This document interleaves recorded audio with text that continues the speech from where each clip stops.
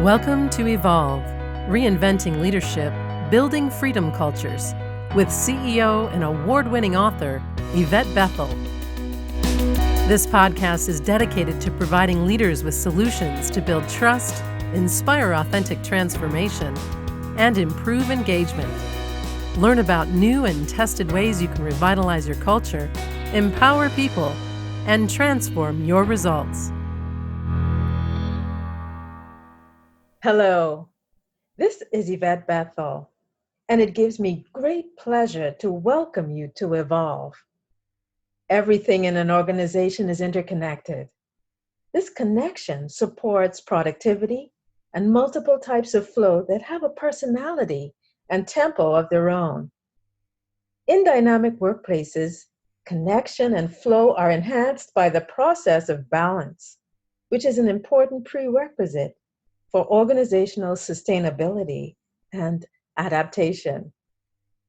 Evolve explores cultural transformation using interconnectivity, flow, and balance. IFB is a method grounded in trust, integrity, and emotional mastery. It's a roadmap to both self-transformation and cultural change. It explores ideas that translate into practical action that can be applied to both simple and complex organizational challenges.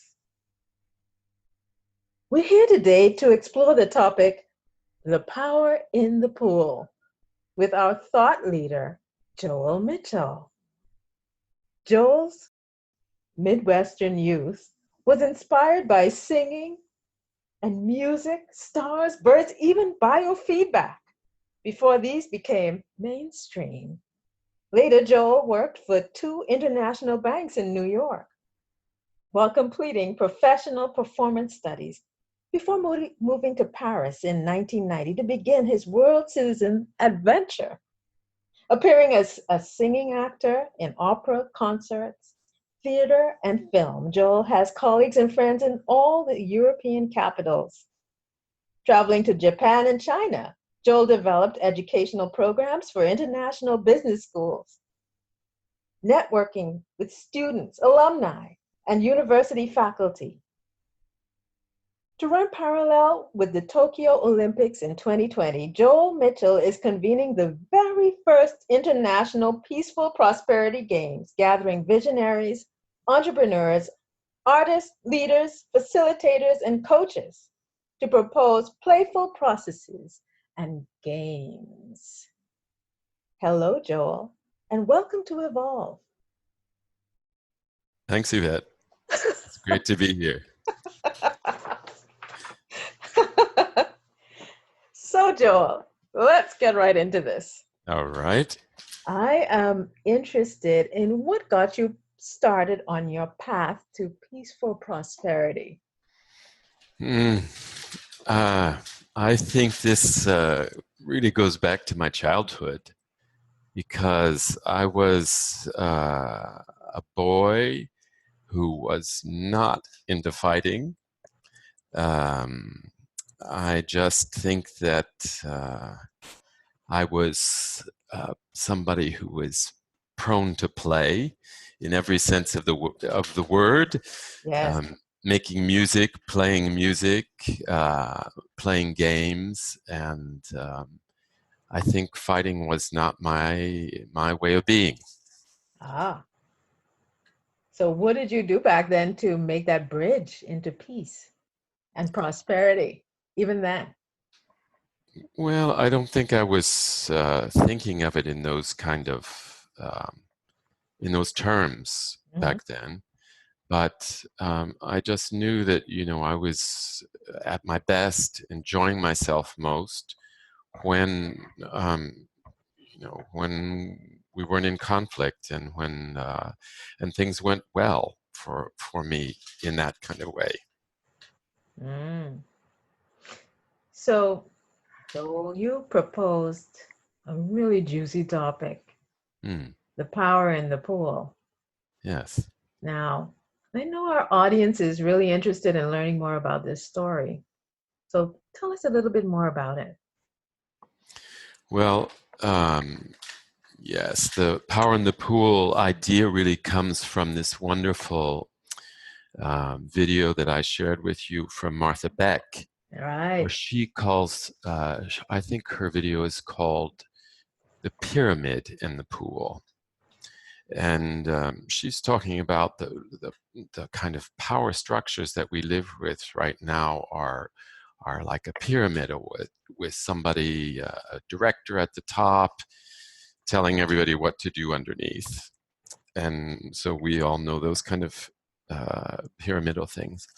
But she suggests that there's another kind of power that comes in the pool, that those pyramids really are standing in a pool, and that they can be dissolved right into this whole pool of consciousness where we all participate in. So that's really this idea that there's another kind of power than what most of us are used to that really lives in the flow, in this pool of everything that is. So for those who don't know a lot about consciousness, let's talk about this a bit more.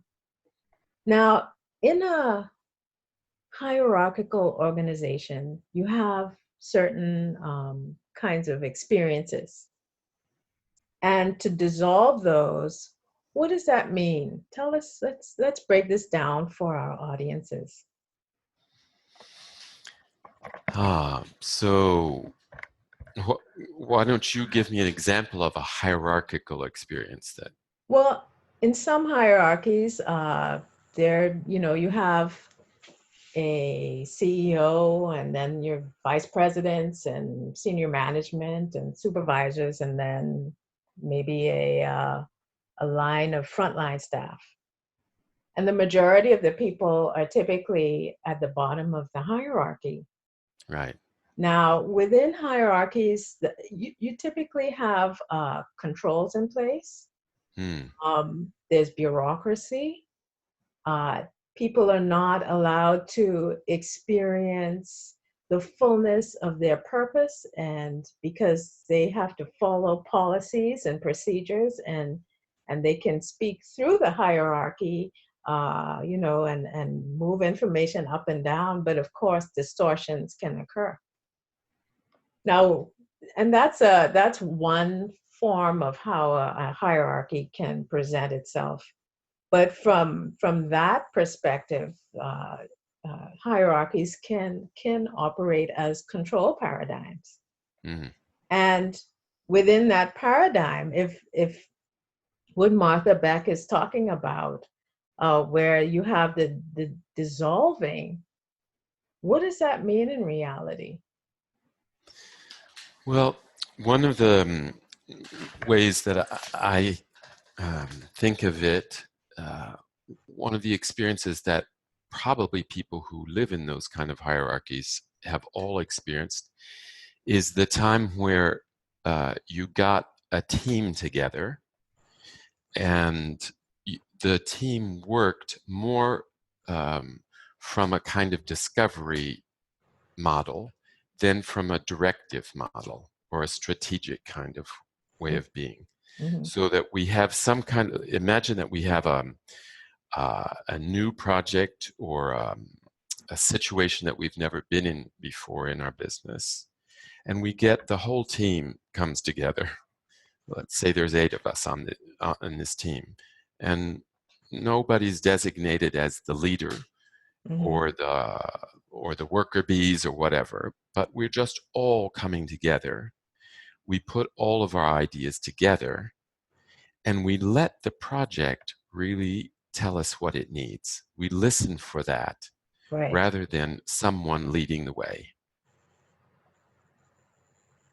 And you say the word listen, and I think listening is a skill that a lot of times people think they have it, but they don't really.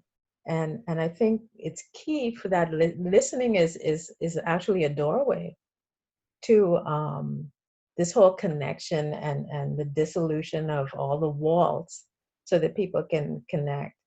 Can you share with us the power in listening? Mm. Yeah. My sense is that when we start developing really deep listening skills, uh, and the possibility to listen without judging and without an agenda, we start actually accessing other power than Mhm, what we're used to. It's a way of becoming aware of all kinds of input that we haven't used before. Things like intuition or understanding where somebody else is coming from so that we can use that in order to feed the outcomes that we all want. mhm. You talked about us accessing another power, and from my observation, a lot of times people feel that power exists outside themselves, and so Mm, they, you know, aspire to that, whatever that may be, a promotion, some form of status, whatever it means to them.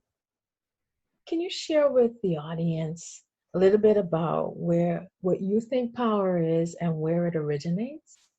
mm.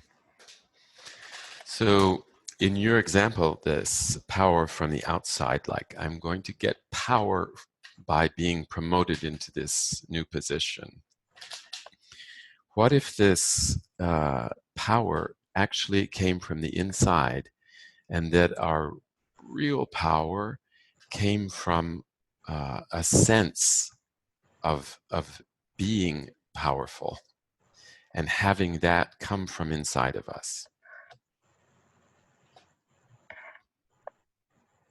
So that sense of being powerful is really about tapping into your authentic self. Is that what you're saying? Yes, Mm. yes. Tell us more. Mm. So actually, one of the clues to or keys to what our authentic self is the difference between discipline, what I have to do, what I should do, what I'm supposed to do, and something that is inspired. Hmm. So whenever I find myself feeling, oh, this is this is what I love to Hmm. do, this is what really excites me, then I know that I'm into my authentic power. And some people call this, their true motivation. Hmm. A true motivation. So how can people access that? Because we've been taught to look for power on the outside of ourselves. Um, but that power within us comes from authenticity, it comes from purpose. But how do we tap into that? Well, I think you've said there's a key in what you just said is that how we have been taught. And a lot of how we've been taught and conditioned is that we need to discipline ourselves. We need to work hard. We need to struggle. And even we need to fight for anything that's important. Yeah. And so all of these things, I feel, are the way that we've been conditioned. And there's a whole nother way of being, which comes really from what is inspiring to us. Right. And this, when we allow ourselves that, then we we become much, much more powerful than we are when we're doing in the should, ought to, must world. And that should, ought to, must world. Joel, in one of our conversations, we talked about that feeling that that comes about when we achieve what we've been conditioned to think that we should, ought to, or must do. But tell us about the difference between that feeling of achievement and the feeling of achievement when you are in your authentic power. Mm. It's interesting to me that this kind of first kind of achievement that you're talking about, that I disciplined myself, I arrived, through this kind of strength, I would say, of to do something. Very often the rewards are material things, a position in society, these sort of trappings of success. And very often there's not so much personal satisfaction involved. Mm-hmm. On the other hand, when it's motivated through this inspiration and this a sense of, this really excites me, this is what I'm lit up while I'm doing this, then it's possible that we get the powerful position, or we arrive at those kind of successes, but we're filled with this personal satisfaction. And I do this exercise with people that I call lights on, and you caused me to just think of it. Mm. And we do the exercise to help them to get in contact with their purpose. And it overrides your thinking. So it really goes to the heart of who you are. And so I'll ask them, what do you love to do? Yes. And they will start talking. Now, if they're thinking about it, it becomes a logical, I like this, some kind of a list. You see them accessing their left brain, eyes looking up into whatever side it's supposed to be. And, you can see that they're just giving me the answer that they've been conditioned to give. And then you have people who are lit and connected. When they start to talk about it, they literally start smiling. Their eyes open. There's this sense of curiosity, wonder, excitement, inspiration, authenticity. All of that comes through, and they can't stop it. Yes. It's liveliness that's coming through too. Pardon me? It's liveliness that's coming through too. Yes. Yeah. And it is unstoppable. And that's the power. Yes, that is the power. Is that unstoppability. But you can't access that if you're grasping outside yourself for something that isn't even real. That power moves, it shifts, it's illusory, it's fragile. Yes. So this is fun. Yvette, I'm being inspired. I want to play the lights off game with you.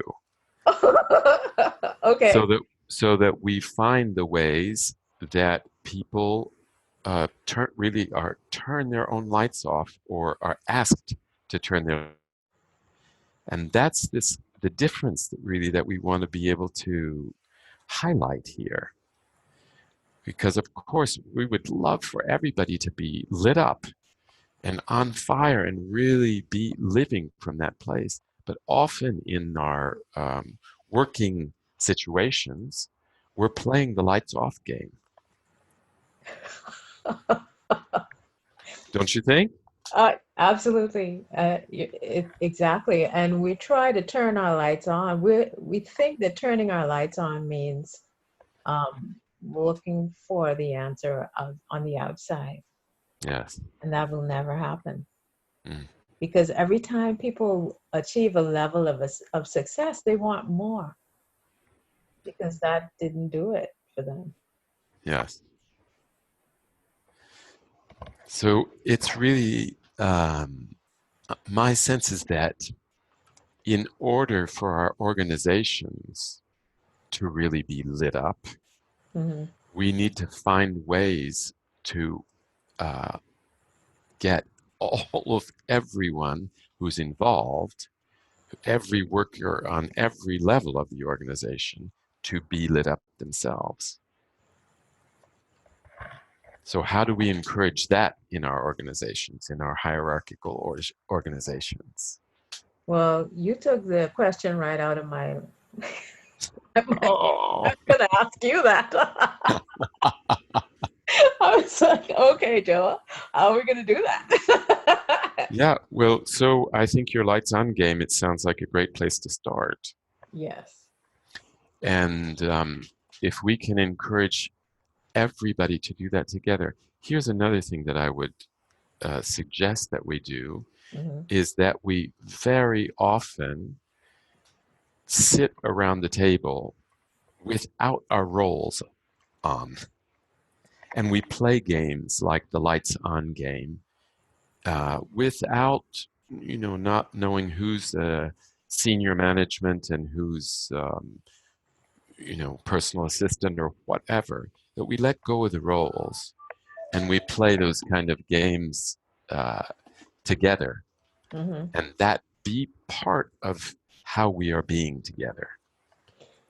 And I'd like for you, because I use simulations a lot in developing leaders, and I know that this is something that you're very deeply involved in. Tell us a little bit more about games and simulations so that our listeners can understand the power of them and how they bring about transformation. Well, one of the things that I love about games is that exactly what I'm talking about. If you're playing a good game, you forget what your role is. You forget really everything except for playing the game. And that's, for me, that's a characteristic of this being lit up.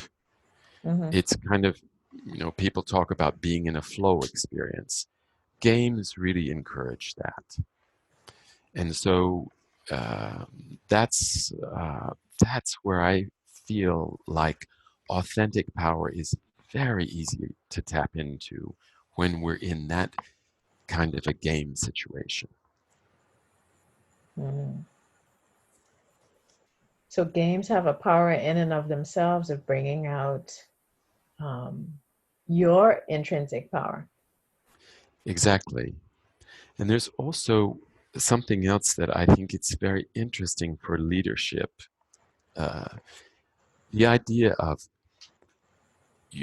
I feel like really good leadership is just offering a direction and inviting everybody to go together in this direction. That's what really good leadership for me means. And if that happens like a game, if somebody says, let's play this game with these rules, and everybody's excited about doing that, and everybody plays that game and goes in that direction, that for me is the definition of wonderful leadership. Well, I have two questions for you from based on what you just said. You taught one thing you said that is a powerful word is inviting, and Yes. in many organizations, they can be directive driven if they're not an innovative organization. Yes. Invitation means what? Because sometimes invitations can be offered, but it's still there's some underlying directive under it, you know? Yeah. You were selected or you're invited, but everybody knows that that means I have to come. So Yeah. tell us a little bit more about the energy or the experience of an invitation and what that's about. Yes. So, um, yeah, I'm hearing this kind of coercive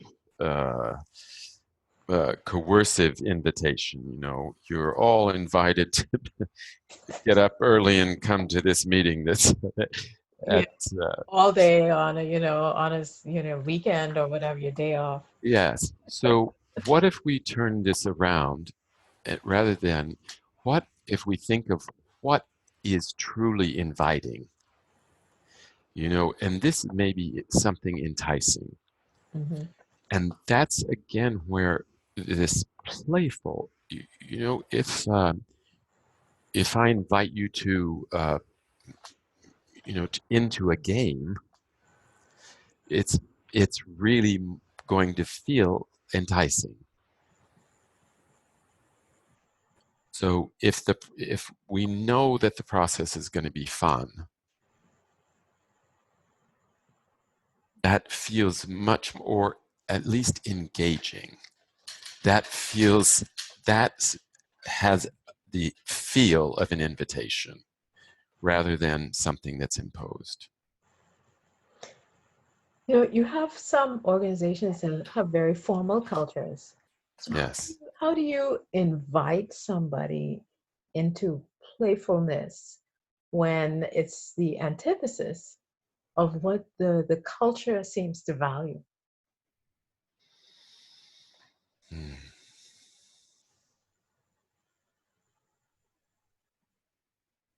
Maybe it's by being playful yourself. It's always a simple answer. Mm. The ones are the best ones. So really, it's about that self-transformation before you can truly invite someone to engage. Because play is engagement. Yes. It involves a deep engagement and Yeah. trust. There's something interesting also about the qualities that we have when we're ready to play. This, if you know, and it's really the difference maybe between the cultures inside the organizations that you're talking about. When you're fully playing, Mm-hmm. there's a kind of relaxed readiness that goes on. It's not tense. It's not. Uh, mm, there's. You're ready to play, and you're also relaxed enough to be able to play.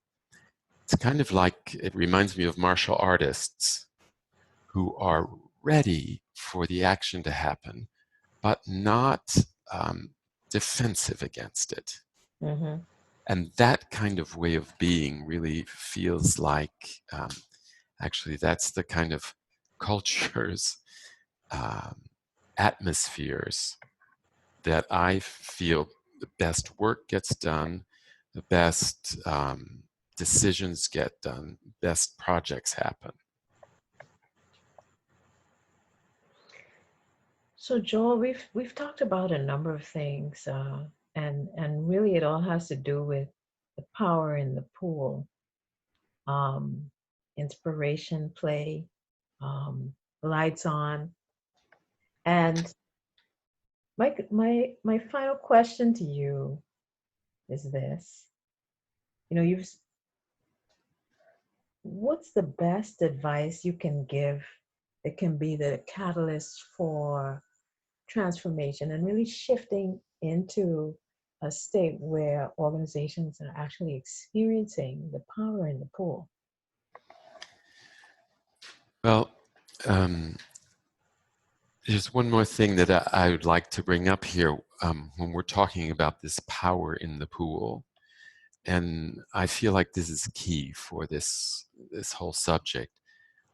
My sense really is that that pool that contains the real power is the pool of relationship. Mm-hmm. So this is really all about um, being free to choose our relationship with everything and everyone. So if we have this kind of coercive relationship with ourselves, with our colleagues, with our superiors, that's going to create a certain kind of energy. if we have this more playful, curious, open, ready, relaxed, engaged relationship with everyone, then we're going to have this other kind of experience. So my sense is that we understand that our power comes from what kind of relationship we build with ourselves, our colleagues, the rest of the world, situations, opportunities, with all of that, that we can better, we work together better, we can build better together, we can get along better, everything we do can be better when it comes from our choice of how we relate. Yes. Yes.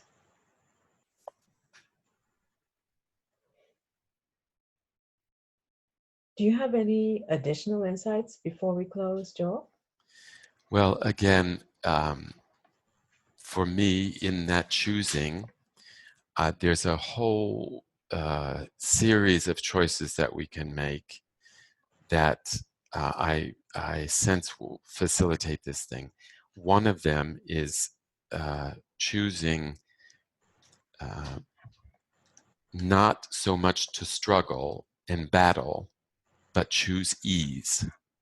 And that ease also comes with this light-hearted, curious attitude. And there's a really fundamental choice that I also feel is possible to make. And that's that we often live in these cultures of whose side are you on, right and wrong, this or that, when it is possible for us to come from what I call a real dialogue culture, which means really listening to all the possibilities, and rather than being in conflict, one side or the in conflict with the other side, we can listen and bring all these perspectives together and see how all the perspectives can enhance each other. And this is also a choice that we can make inside our organizations, inside of all of our relationships, that I feel like will bring us the most peaceful and prosperous way of being together.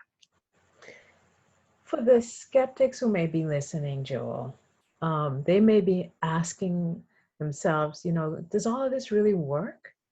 And I know that you've experienced and you've seen it work in the past. Can you share with us as your parting comment on how this can actually happen? This isn't just theory. Well, I'll just give you an example of a person that I've been working with, who's she's in the midst of selling her business, starting a new life, and we've been deep in this struggle about getting the business sold and the buyers and all, the whole thing. And just this past week, this is all lifted. Everything's the struggle is over. Let's say that, and she's in this place now of she's saying, "Oh, I love this new thing. I'm looking at this new thing. This is so exciting. All the things that she's building are so exciting." Yes. And we're talking about she feels like she has a whole bouquet of opportunities now once that she's in this sort of mindset. And that very creative, liberated, outside the struggle thing is appearing. So it took a mind shift and a heart shift. Absolutely. Mm-hmm. Yeah. Oh, well, Joel, this has certainly been quite deep and insightful conversation. I want to thank you for this interview. Your perspectives can certainly help our audience to connect with power in ways that can help them create healthy cultures. And in closing, I'd like to say to our listeners, this has been Yvette Bethel and Joel Mitchell. Thanks for listening to Evolve, Reinventing Leadership, Building Freedom Cultures. Visit ifbcentral.com to learn more about how you can reinvent your leadership and transform your team, starting with trust.